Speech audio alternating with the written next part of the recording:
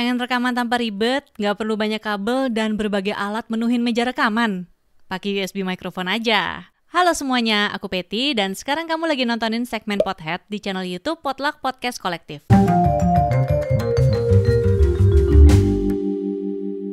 Di segmen ini aku suka berbagi tips seputar podcasting, home recording, dan juga ngebahas alat-alat untuk home recording. Jadi kalau misalnya kamu suka dengan topik-topik kayak gitu, jangan lupa subscribe channel YouTube Potluck Podcast dan follow juga di Instagram @pothead.id.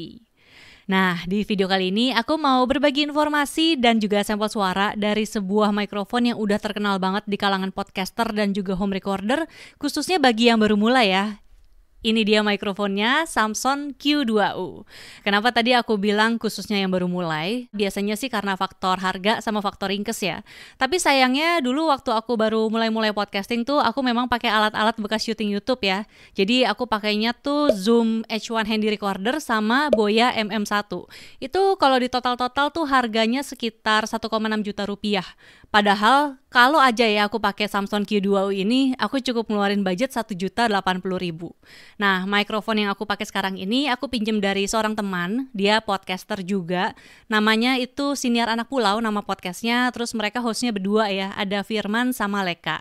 Di Siniar Anak Pulau itu mereka berdua suka ngebahas hal-hal yang berhubungan sama anak rantau. Terus mereka juga suka ngobrol-ngobrol sama teman-teman dari berbagai profesi, ngebahas soal seni, budaya, dan masih banyak lagi. Jadi nanti kalau misalnya kamu penasaran sama podcastnya, langsung cari aja Siniar Anak Pulau di Spotify, atau ntar aku taruh linknya juga di deskripsi di video ini ya. Balik lagi ke mikrofonnya nih, jadi aku ketinggalan kan ya nyobain mikrofon andalan para podcaster ini. Pokoknya kalau misalnya kamu beli mikrofonnya, kamu akan dapetin satu kotak nih seperti yang bisa kamu lihat di sini. Terus isinya itu ada mikrofon tentunya, ada juga USB cable. Ini tapi kabelnya bukan USB-C ya, bukan USB micro juga, jadi masih yang sebelumnya. Terus ada juga table stand sama dapetin mic clip. Kemudian mikrofonnya seperti yang bisa kamu lihat nih di sini ya. Jadi dia bentuknya ya kayak mikrofon handheld pada umumnya. Terus ada tombol on off-nya. Di sini juga ada lampu indikator yang nandain kalau nyala dia berarti udah terkoneksi ke komputer. Terus di bagian bawahnya ini ada juga input untuk XLR. Terus ada input USB sama juga ada jack untuk ke headphone ke 3,5 mili. Nah, nanti kita juga bandingin hasil suaranya antara kalau pakai input USB sama input XLR. Pengen tahu juga bedanya kayak gimana? Terus di sini ada tombol untuk ngatur volume headphone ya. Tapi seperti yang kamu bisa lihat, ini aku nggak pakai headphone karena ternyata Q2U ini nggak bisa direct monitoring. Jadi nanti bisa ngatur volume ini tuh untuk playback aja. Untuk frekuensi responsnya, dia memang sedikit kurang ya di low end-nya, karena udah ada penurunan nih dari 200 Hz, kemudian sisanya flat aja, terus juga nggak ada boost di frekuensi tinggi.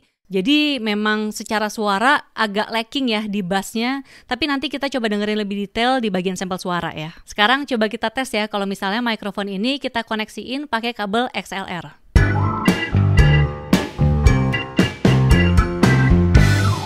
Nah, ini sekarang mikrofon Samson Q2U udah aku koneksiin pakai kabel XLR. Terus seperti biasa ya, aku coloknya ke Focusrite Scarlett 2i4. Ini gainnya itu di jam 4. Kemudian kalau di DAW sih, itu kisarannya itu di sekitar minus 18, minus 15, minus 12 dB lah gitu. Gimana menurut kamu suaranya? Ada bedanya nggak? Kalau buatku sendiri sih untuk harga 1 juta ya, Q2U ini cukup oke sih. Cuma memang kurangnya ya di bagian low end-nya, tapi ya masih bisa ditolong lah pakai EQ. Terus juga ada pilihan untuk USB sama XLR, ini bisa jadi opsi yang menarik sih, khususnya buat kita yang baru mulai rekaman ya. Soalnya nanti kita bisa upgrade juga kalau misalnya mau pakai audio interface. Nah, tapi memang kendalanya biasanya nih mikrofon yang di kisaran harga segini tuh self noise-nya cukup gede ya. Aku nemuin beragam pertanyaan juga dari orang-orang di channel-channel YouTube yang ngebahas tentang gear. Biasanya nih mereka pada worry nih tentang si self noise ini. Nah, apakah akan terjadi juga di mikrofon ini? Coba ya, ini kita akan diam bentar, coba kita dengerin deh. Sekarang gainnya aku coba mentokin ya.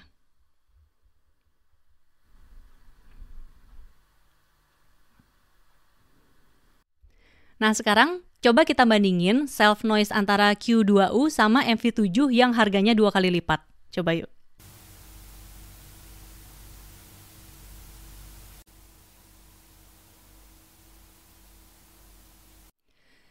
Nah, Samson Q2U ini polar patternnya itu tipenya cardioid. Jadi seperti biasa, mari kita tes juga off-axis rejection-nya.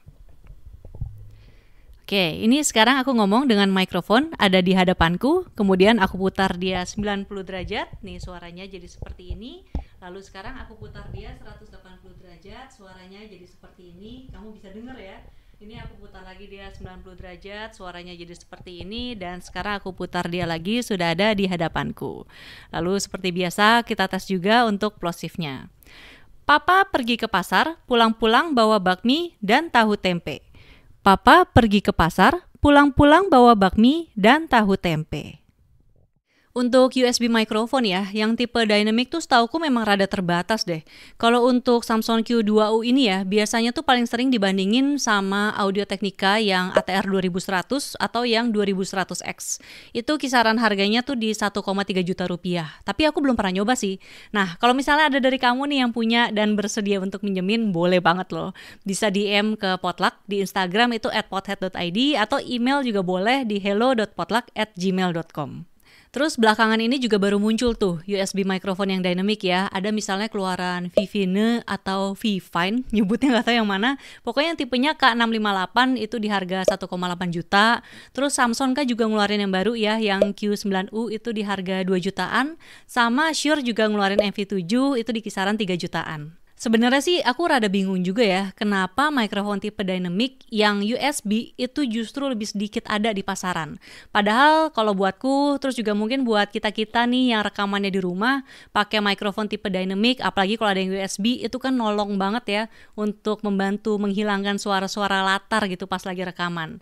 Sementara kebanyakan yang ada di pasaran, USB mikrofonnya tuh tipe kondenser, yang udah pasti dia lebih peka nangkep suara di sekitar kita. Mungkin itu sebabnya juga kenapa Q2U ini laku banget di pasaran, karena ya memang dia harganya paling terjangkau di kategorinya.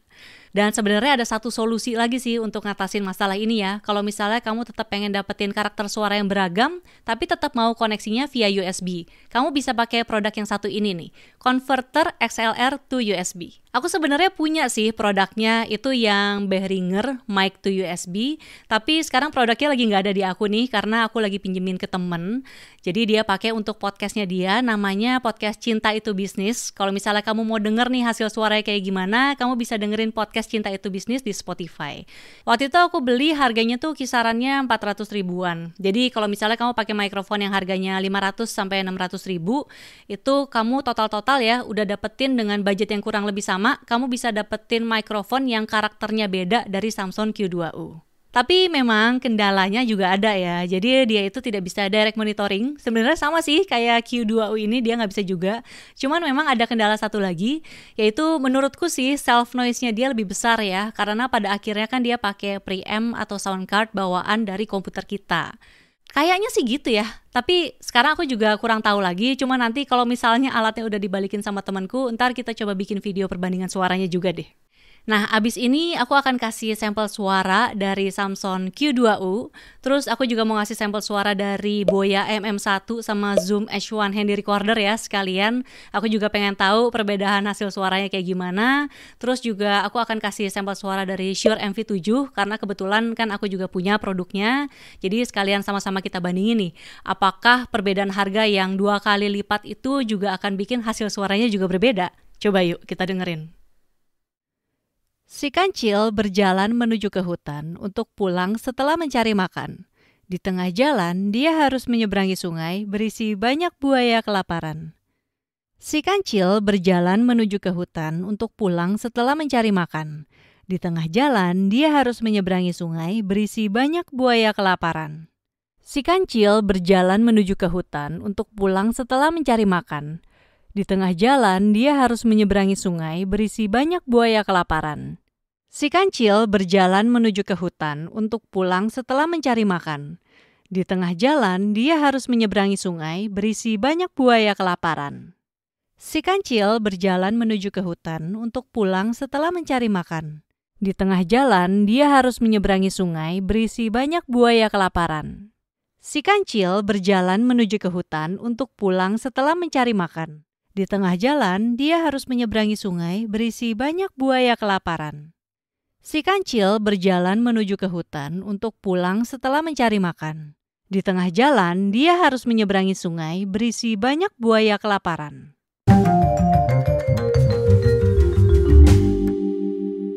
Nah, itu dia tadi sampel suara dari Samsung Q2U, Shure MV7, sama Boya MM1.